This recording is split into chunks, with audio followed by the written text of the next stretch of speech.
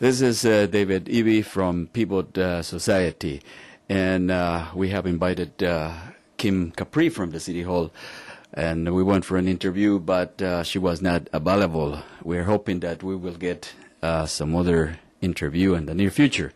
But David Eby from Peabody is here, and please tell us what Peabody is all about. Pivot Legal Society is an organization of lawyers in the downtown east side. We like to think that we're the community's lawyer. We do strategic litigation to improve the lives of people in the downtown east side. By strategic litigation, what we do is we go out into the community and collect affidavits or sworn statements from people about housing or policing or whatever issues they're facing, and we look for patterns that happen over and over again. And then we do public legal education in the community, teaching people about their rights. We do strategic litigation, so we'll go to court for people on certain issues to establish test cases. And we also educate the public and decision makers in government, like municipal level or provincial or federal level, about issues people are facing and laws that need to be amended to improve people's lives. Tell us, how is Civil City Project? You know about the Civil City Project. How is it helping the poor and the homeless? Well, Project Civil City is a project of Mayor Sam Sullivan. He went across the country, he got cabinet ministers, federal cabinet ministers, and provincial cabinet ministers on a committee, and they're going to look at how to deal with what they call street disorder in Vancouver. Now, that includes things like street fighting on the Granville Strip and jaywalking, but it also includes things like aggressive panhandling and public urination and defecation. Nobody likes public urination and defecation. Nobody likes panhandling, but these are emanations of public policies where welfare rates are provide people only $500 a month to pay their rent and buy their food each month. So they have to panhandle to make ends meet. There are no public washrooms in the downtown east side, so people urinate in alleys and defecate in alleys, and so they spray the alleys out with water trucks every night. The approach that Sam Sullivan is taking to these problems is a criminalization approach, and we strongly disagree with that. We think that Sam Sullivan should be assembling cabinet ministers to deal with homelessness, not to deal with criminalizing the homeless. Mm-hmm. How is the Civil City Project dealing with drug management? Well, one of the aims of Civil City is to close what they call the open drug market of the downtown east side through increased enforcement. The problem is they've already attempted this. They did something called the citywide enforcement team, where they doubled the number of police officers overnight in the downtown east side in an effort to crack down on the open drug market. And what they did was spread it throughout the city. The drug dealers went all along the Granville Strip. They went to various SkyTrain stations all over, and they also moved out to Surrey. So what we see is that with a drug market like the downtown east side that's contained, where services, harm reduction services like needle exchanges are available, safe injection sites available, the importance is to try to contain the problem, not to use enforcement to spread the problem out, spread the health problems out, the hepatitis C and the HIV, the unsafe practices of sharing needles, and the fact of open drug use and drug dealing, because many of these people are homeless or underhoused, and so they're using in alleys and they're using in streets, and it's making people feel unsafe. The answer isn't enforcement. The answer is detox and treatment and harm reduction. And there are 4 pillars, and unfortunately Sam Sullivan seems focused on one pillar.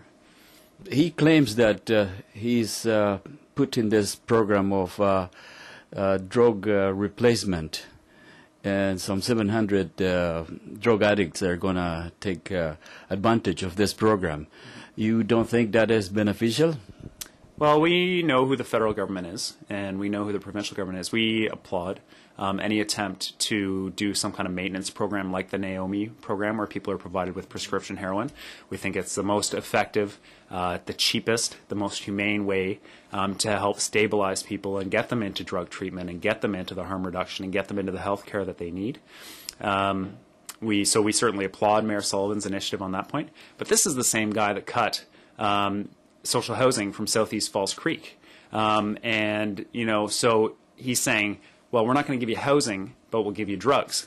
And in our mind, all these issues are very closely linked. Housing, addiction, mental health, and enforcement, they're all very closely linked. And fortunately, the most humane ways of dealing with people who have addiction issues are also the cheapest. They're also the easiest. And Mayor Sullivan, well, his model, the maintenance model, is one part. It's not everything, and we need him to be focused on other issues as well. He's also mentioning the reopening of Grandview Hospital. Would that benefit some of the mental infirm in the city? Yeah.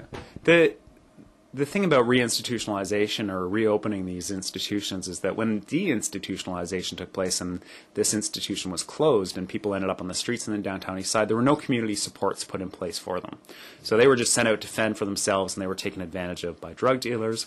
They were preyed upon by sort of criminal elements because they're very vulnerable people. And so they are the hardest hit addicts that you see. And what we would really like to see is some attempt at community supports, supportive housing being put in place before reopening institutions. Supportive housing is much cheaper.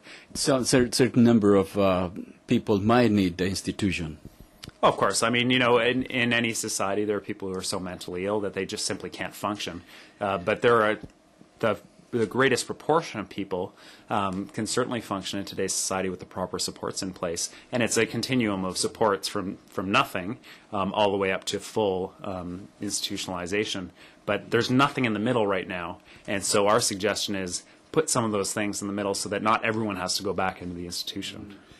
Can they claim that it's not their responsibility but provincial government responsibility? Oh, they do all the time, yeah. If you ask Mayor Sullivan, one of his favorite tricks is to set out $1 in pennies and point out that the city only gets 3 cents on the dollar of every tax dollar, or 7 cents on the dollar. 8 cents? Is it 8 cents? So that's one of his favorite tricks. But there are many opportunities for cities to become really innovative in how they deliver programs.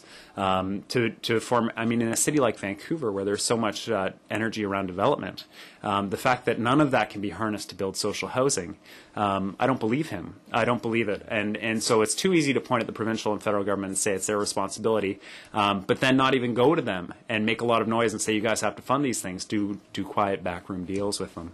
Mm-hmm. He needs to be very public about the fact that these programs are being underfunded. He's not doing that. He needs to be innovative in how we deliver programs in Vancouver, and he's not doing that either. Mm-hmm. All he's doing is pointing the finger, and that's not enough. All right.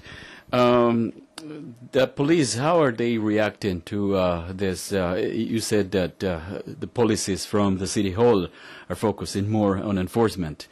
How the police individually and collectively are reacting to homelessness and drug addiction?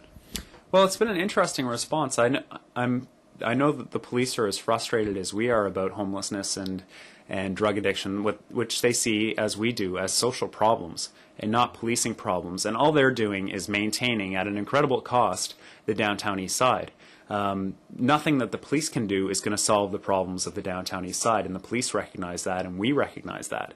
I would love it for the police to be more vocal about their calls for harm reduction, drug maintenance programs, raising welfare rates, housing, things that they all recognize need to happen, because they go into these SRO hotels down here and they know the conditions that people live in, and they know that people are ending up on the streets. And so it's frustrating for them too, I imagine. Mm-hmm. So in general, you're happy with the reaction of the police. However, there are many cases of, say, power abuse. Is there any ombudsman that is watching over the behavior of the police right now? Sure. In the police department, just like in many jobs or occupations, lawyers, for example, there are elements of, there are elements that misconduct themselves. There are police officers who misconduct themselves in one way or another, whether it's they use excessive force or they're simply rude to people or whatever it is, who act inappropriately. In some cases, these are very serious, involving in-custody deaths where people actually die in police custody and they die inappropriately. They shouldn't have died if the police acted properly. Our concern is that currently the police investigate the police. And it's just not an appropriate system to ask a police officer to investigate a friend of his that he works with. And he knows her family, he knows her background, and he knows he's been in the same situation that she's been in, but was lucky, and maybe she wasn't lucky, and things went bad. And so they're very reluctant to really investigate carefully and find out whether there was wrongdoing when police investigate themselves. We want to remove that responsibility from the police, especially in the most serious incidents, the in-custody deaths and the excessive force, and move it into the hands of a civilian investigation team like in Ontario.